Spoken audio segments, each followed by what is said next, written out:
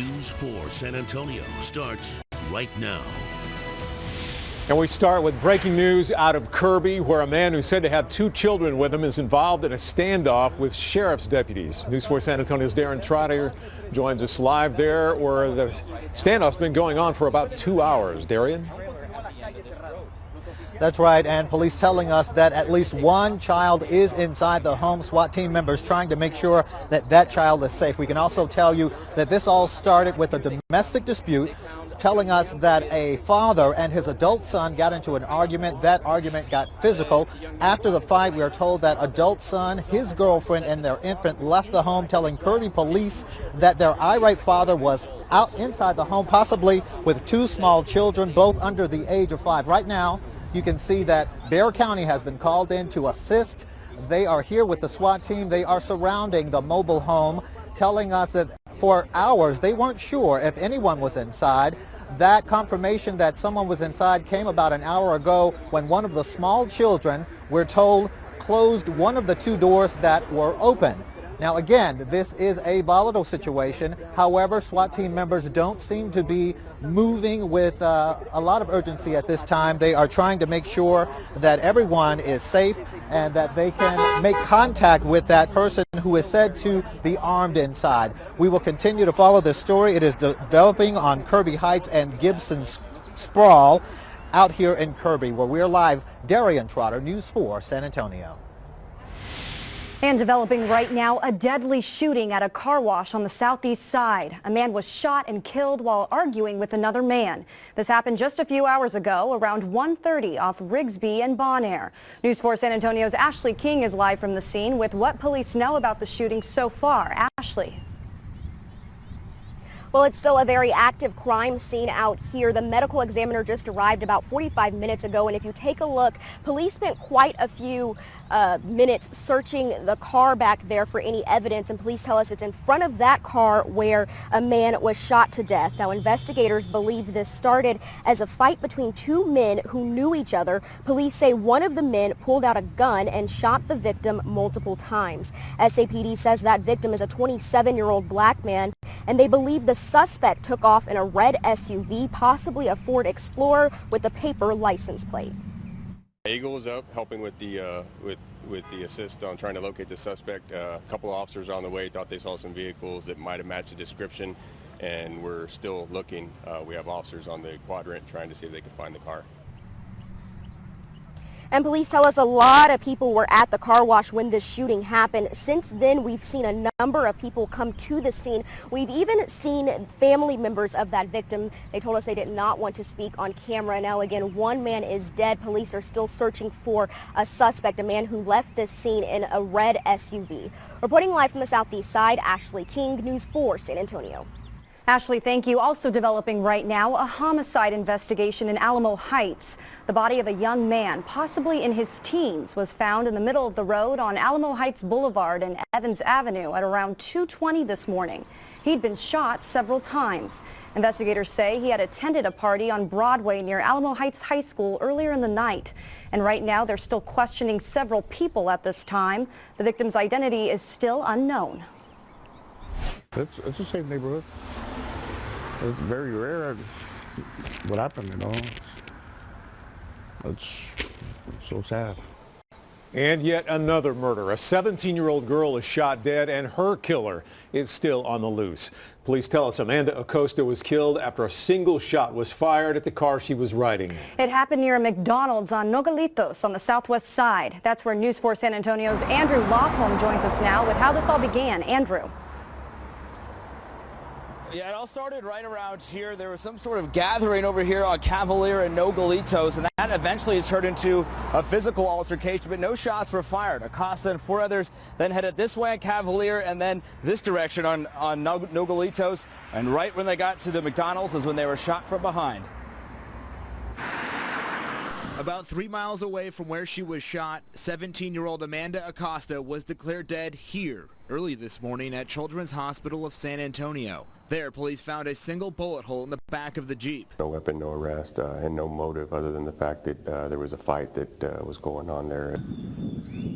Fred Sanchez was having a cigarette on his porch around 2:30 this morning. Couldn't sleep, so I came outside. He says he saw some teens hanging out down the block, but he didn't think much of it. By the time daylight came, though, he knew something had happened. I woke up this morning at 5 minutes to 6, and I saw the police right there. SAPD's homicide unit is leading the investigation that so far has only identified persons of interest, but no suspects. This time the victim appears to have just been at the wrong place at the wrong time with the wrong people. We tracked violent crime in the area and found no reports of any recently. It's a safe neighborhood.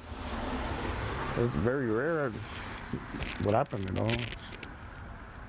It's so sad. And we went to the address that Jeep was registered to, but no one was home. We're live on the southwest side. Andrew Lawfone, News 4 San Antonio. Arson investigators still looking into what sparked that house fire on the northeast side today. It was just before 1 at a home on Green Breeze, that's near Verde Road. Nobody was home at the time. Firefighters say it looks like it started in the garage, then spread to the rest of the home. So far, they don't have an idea of the damage. There's an Amber Alert right now for a 13-year-old girl who was last seen on Saturday in Katy near Houston. Adriana Coronado is 5 feet tall and weighs around 105 pounds. She has brown eyes, black hair, and wears glasses. That's all the information police have released about her. If you see her, call 911 immediately. A woman who was just trying to lay her husband to rest unearthed an ugly practice down in South Texas. A whites-only cemetery. And since news of it came to light, several civil rights groups have come forward to challenge this antiquated and illegal practice. News 4 San Antonio's Zach Hedrick spoke to one of those groups today about what they have planned. These 8 people say they've had enough. Politically, it should be resolved, not addressed. Peter Villasillo and members of the American GI Forum say it's time for lawmakers to do more on the issue instead of only paying it lip service. And South Texas has been plummeted into the depths of discrimination for years. The group was moved to call for action after Dorothy Barrera was not allowed to bury her husband at the San Domingo Cemetery in Normanna, which is near Beeville, earlier this month. I knew that racism wasn't dead, but I didn't know that it existed to the point that, you know, a man could not be buried in a cemetery. Barrera says the owner told her they have a whites-only policy, which the cemetery confirmed to us 8 days ago by phone. Told her that he wasn't supposed to be buried there because he was Mexican or Spanish descent, whatever you want to say. That's what I told her. So that's what we've been doing. A B County constable says less than 24 hours after denying Barrera, the San Domingo Cemetery Association reversed its decision. But Barrera decided to go another route. I'm going to sue him. And I'm still going to fight for the rights of my husband, and I'm going to fight for the rights of the other people. Villasillo says the Department of Justice is now investigating the case. But like Barrera, this group decided to fight for the rights of others, one they say is being ignored by their representatives. Enough is enough. We're going to address these issues if nobody else will. Zach Hedrick, News 4, San Antonio. The latest now on a man who was shot at a bus stop last night. Police say there were several witnesses to the shooting and want them to come forward to help them catch the teens responsible. The 37-year-old victim, who has not been identified, was sitting at a bus stop at Commerce and Sprigsdale when police say several teens walked up and started arguing with him. One of the teens pulled out a gun and shot him several times. He's now at SAMC in critical condition. If you know anything about this shooting, police ask that you call their homicide unit at 207-7635. We also have new details on a man who was jumped and stabbed by a stranger on San Antonio's west side. Police have identified the victim and now the suspect in that case. Matthew Salazar was walking down Guadalupe near South Hamilton last night when police say 38-year-old Jose Maria Gonzalez just attacked him. Salazar was stabbed 5 times. He's now in the hospital in critical condition. Police say the men did not know each other. They don't know of a motive for that attack. Gonzalez is now charged with aggravated assault. Up next, paid leave for parents to attend school functions. Some want it, some don't. Details on the bill that's been filed to make it happen. All right, plus, what do pie, potato chips, and naps have in common?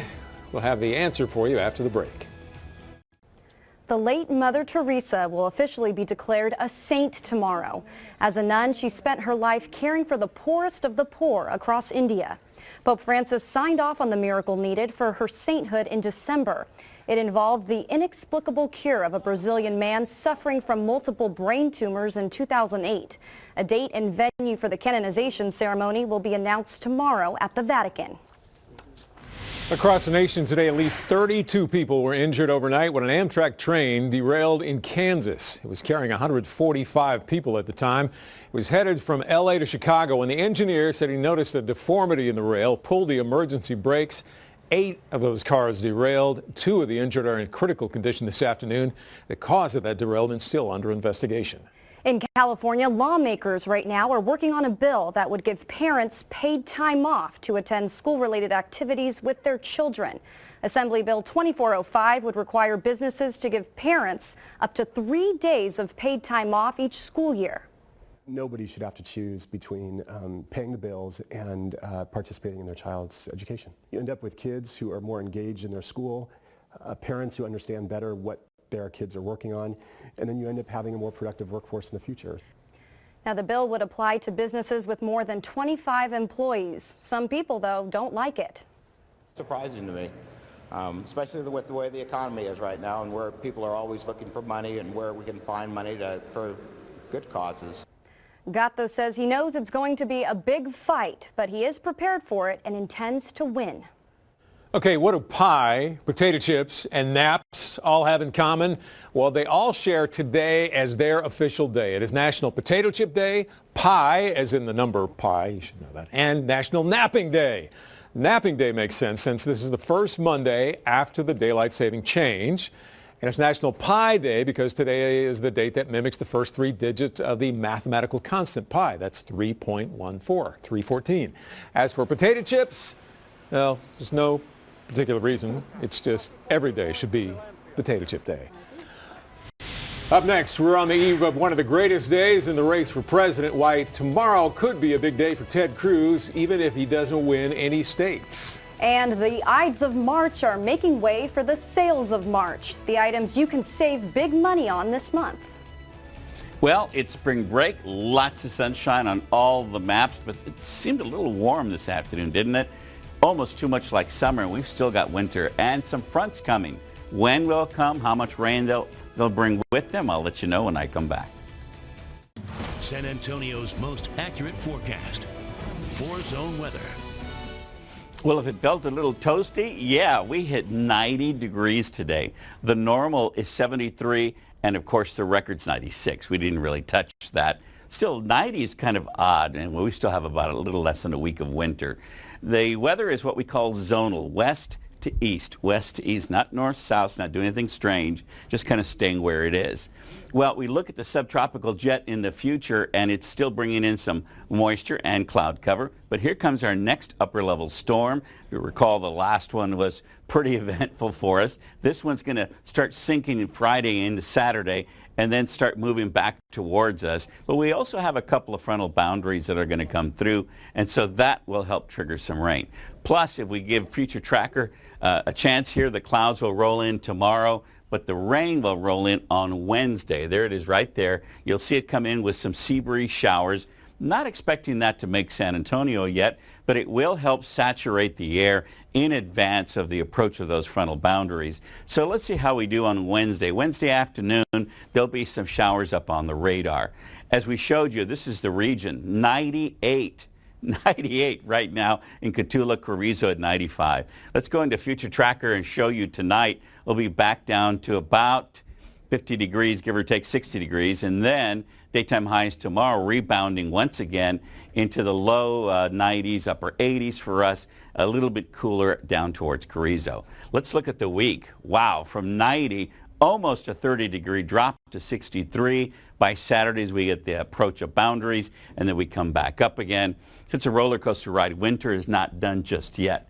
Aquifer down, but it really went up greatly with the rain we had recently, according to the Ancira GMC Storm Tracker. Oak is the only thing that's heavy. Everything else is light. So tomorrow, another hot day. 80s to 50s, mid-80s, upper 80s, but still pleasant, just 10 or 15 degrees above normal from what we're used to seeing around the region. Around here, a fairly quiet night, no problems. Clear sky, 60 degrees, admittedly really warm. Tomorrow we could run into the 90-degree mark again, and it's still officially winter. 7-day outlook, we pick up some storms towards the end of this week, and that'll cool us down into the 60s again. So winter's got one more push before he or she, however you want to address it, is gone.